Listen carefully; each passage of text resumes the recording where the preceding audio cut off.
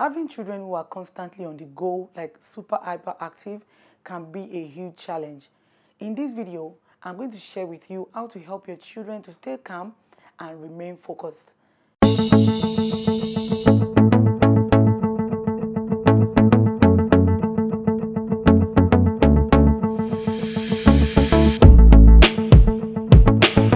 Hi guys, welcome back to my channel. My name is Toyosi Gregory-Jonah. If it's your first time here, welcome. If you've been here before and you haven't subscribed, why? I don't know why. I mean, that's the only way that you guys encourage me and keep me, help me to continue to do this. So if you haven't, hit the subscribe button and turn on the notification button so that you do not miss any one of my videos when they drop. So today, I'm going to be talking about how to help kids stay focused.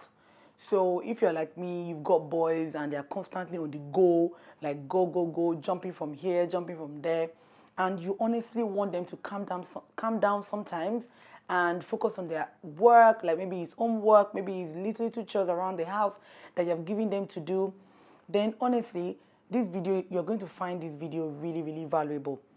As you know, I've got two boys. One of them is 8 and one of them is 4 years old. And both of them, because of the age difference, there's always, fights. They're always at loggerhead. They're constantly racing down the house, running up and down the house.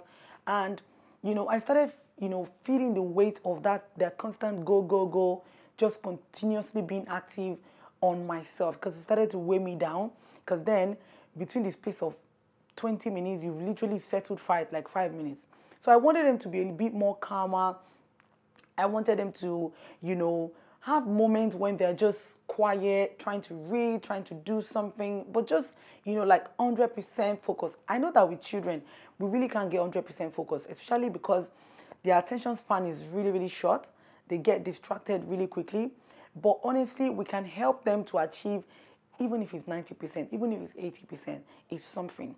So in this video, I'm going to be sharing like what I do to help my children to actually, get into the mode where they're focused and then they can get their work done, and then get their work done in a way that is less stressful and less physically exerting on me. Because when they're so active and really hyper, it tells on me physically in terms of my strength, because then I'm chasing this, chasing that. If you've got boys, I'm sure you can relate. Like, it's sometimes you're wondering, are you guys not brothers? Why are you fighting all the time? So here are a few things that I do to actually help my children stay calm and remain focused in our everyday activity and our everyday life. Number one, I have introduced my children to meditation and affirmation. So basically, when I started noticing that they are so hyper and I need them to actually slow down a little bit, don't get me wrong, nobody wants a dull child, nobody wants a child who is not, at least active to a certain extent. But when they are so active and it's beginning to affect their academics, it's beginning to affect things that they have to do, they don't focus on anything, then, intervention is needed. So I noticed that Adam is really very active. He's always wanting to do this, he's always wanting to do that. And I realized that he doesn't stick with one thing and do it to finish. So I introduced meditation, and then, we do affirmation. We started taking affirmation seriously. Oh, I am amazing. I am focused. I can get things done. I can do things from start to finish. We started saying it like joke. And over time, I realized that he understands it now to the point that whenever he feels like he's restless, he comes to me and he says, Mommy, I want to listen to my meditation. I'm feeling a bit restless and I don't like the fact that I'm just, pacing around the house. That's how much aware he has become, because, I was intentional about, helping him to listen to this meditation, helping him to, get, because he started saying to me that, Mommy, I'm always worrying about, because I just can't, sit down. I just don't feel like, I feel like I have to be moving, I have to be doing this. So since we introduced meditation and, we started consciously doing affirmation, we've seen quite a lot of difference. So, if you've got kids like him who are very active, who are constantly, on the move, on the run, and you just want them to just slow down a little bit so that they can actually get, good results. These are people who, they start something now, the next 2 minutes they've left it, they've gone to something else. So as parents, it's a responsibility to help them, hone their skill, help them to curtail some of this, energy that is all over the place. So, by using meditation and affirmation, I've been able to achieve amazing results with my son Adam, who is very, very active, and I recommend it 100%. Even personally, I use affirmation and meditation to also calm myself down as an adult when I feel like I'm just panicking. I'm just feeling like that feeling of anxiety making me literally just run up and down. I just go into a mode where I go and meditate and just really calm down and stay focused. And I'm able to kind of like, get laser focused, get me into the mode where my brain is settled and I can, articulate my thoughts, and then I can do amazing stuff. So meditation and affirmation is actually very, very valuable. The second tip I'm going to be sharing is to introduce them to self-involving activities. By self-involving activities, I mean activities that they have to get involved, like get their hands dirty. One of the ones that we have, started using in my house and we found really great value is crafting, painting, and all of those things. So me and the boys, once I notice that, they are beginning to, go, and they need to calm down a bit, we'll bring out our craft, and then we'll start to, make stuff. By the time we put glue here, put glue there, make a car, make this, make that, the energy is calm. The energy around the house that they've just been running about, maybe fighting, and they've been screaming at each other, just playing rough, will just kind of like really, really calm down. And I mean, with crafting, they also enjoy it, because then that feeling of having done something, of, oh mommy, I made this, oh mommy, I made that, oh mommy, see my painting. That really, really helps. So I look for things that is going to really involve them. Another thing we use is puzzles. Once I see that they have so much energy running around and they're not going to let anybody have rest in the house, I would just say, puzzle time. Everybody's going to, they're going to come to me, and then we'll put the puzzle out, and then we'll start dealing with it, and then we'll start fixing it till we finally get it. Some days we don't get it until it's time for dinner, which is good for me. It means that they probably have had like an hour or two of, focused activity that really involved their brain, involved, piecing things together, trying to think, where does this go, where does that go, instead of using that energy negatively by fighting and running up and down and jumping on things. I mean, boys are going to jump anyway, but you can actually curtail it by letting them do these things that they also enjoy, so they don't feel like you are cramping them and then they start to rebel, or they start to feel like, oh, mommy just doesn't want me to play. No, I'll just bring in something else that is going to utilize the energy in a positive way. So definitely, I recommend introducing self-involving activities like fixing puzzles, crafts, painting, and any other one that they enjoy doing, actually. Tip number 3, or my third tip, is going to be spend quality time with your children. Nothing compares to the time that we spend with our children. The feeling that mommy is there to listen, mommy is paying attention, mommy is, involved, gives them, the calm that they need to actually, to be focused a lot of times.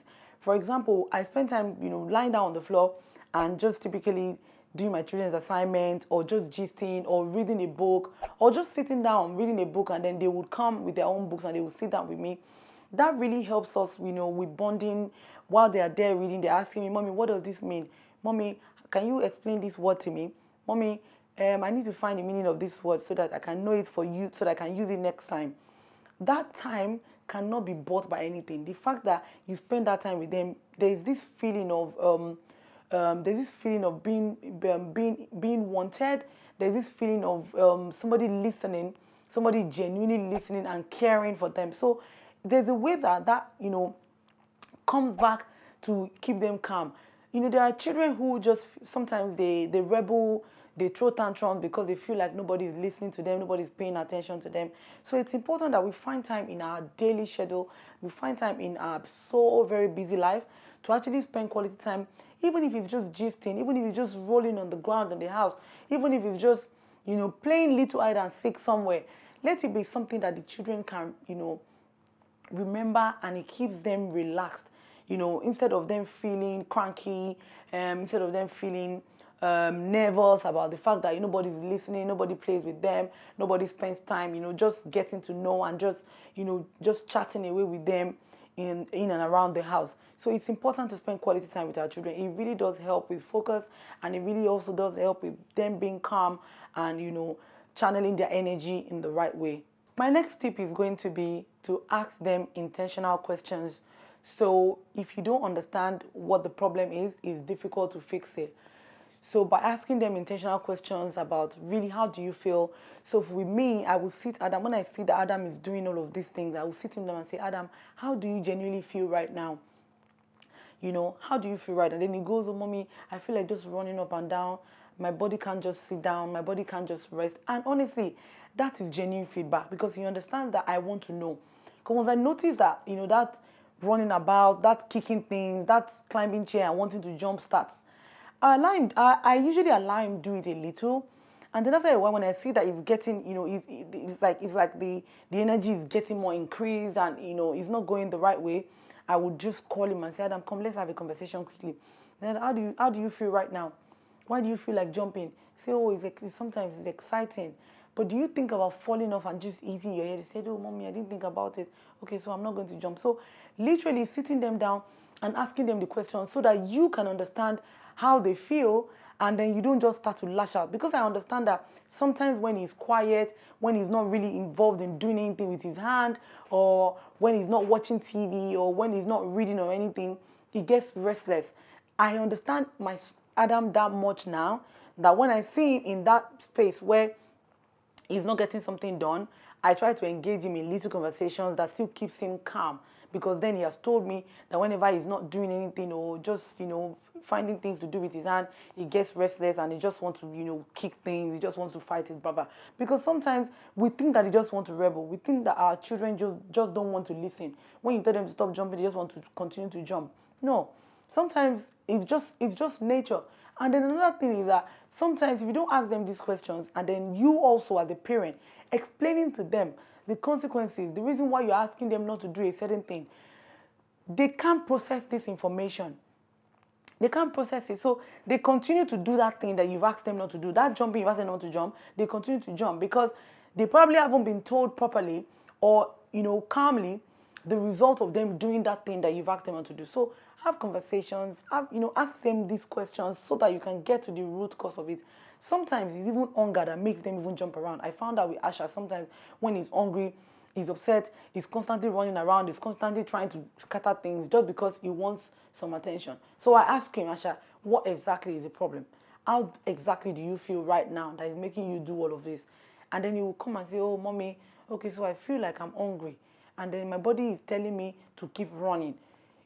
That way, I know that, okay, hunger is the problem. When I see him do that next time, he has already given me an idea of what may be wrong that is making him do all of those things. And then I can quickly, bring about an intervention strategy, and then just help him to get back to being in that zen, being in that focus, and being in that calm state of mind. So my number 5 and final tip to help your kids stay focused and calm is to introduce them to Kids Focus podcast. So there are a couple of podcasts that the boys listen to in my house that has really, really, really, really helped. If you guys would like me to create another video sharing with you the kind of podcast that my children listen to and what each of them, why I allow them listen to each of them, I would definitely appreciate if you leave me a comment in the comment section below so that I can create that content for your consumption. But what I do is with podcast, I realize that because of the fact that they are listening to it with intent, they're focused, they are relaxed, because they want to understand what the podcast is saying. And one thing that I always do to encourage them to listen to podcasts is to actually listen in with them. So for example, before now, you know how children are, when you tell them to go and sleep, that's when they will ask you the most ridiculous questions on earth. Mommy, like Asha will ask, Mommy, why do I have to sleep? Why was I born? Mommy, I want to drink water. But since we started, intentionally listening to podcasts and all of that, we have different ones that they listen to when they're going to sleep, the ones that they listen to during the day, the ones that we listen to in the car. Let me give you a quick tip. If you're driving in the car with children who are constantly fighting, you know what? Play them a podcast that they love, or just find a podcast that is talking about animals or things that they can enjoy, and see the reaction. I hope you're going to come and share the reaction with me. I've tried it, and it absolutely changed our traveling with the boys in the car from level A to level on, like from 0 to 100. So I digress. Back to my point. When you enjoy listening to these things with them, when you tell them to go and sleep and then you bring in their podcast, they're listening to it. Most times I start to listen to their podcast with them when they're about to sleep. And I can tell you for free, it takes the boys only 10 minutes or 15 minutes maximum to go to bed, to sleep once they get into their bed, which was a struggle, which was a huge struggle. They used to rebel, you tell them to go and sleep, they will come out and all of that. But since we started introducing it, it helps them to just be calm because they're listening to the story. It could be a story, it could just be, affirmative words, it could just be say after me, it could just be the whole breathe in, breathe out, and before you know what's going on, they will sleep off. So podcast is definitely a thing that you should introduce. It will help them calm down. It will help them stay focused because they are listening with intent. So that's it for this video, guys. I hope you learned a thing or two and you're going to practice it out with your children, especially the ones who are very, very active, like my little Adam. And I just wanted to say that if you haven't subscribed, please hit the subscribe button, like, share, and turn on the notification button so that whenever I put up another video, you'll be the first to know. If you're not following me on social media, come on, let's be friends. Follow me on Instagram and Twitter at TGJonah, one word. And I definitely would love to hear from you guys. Until next time, bye.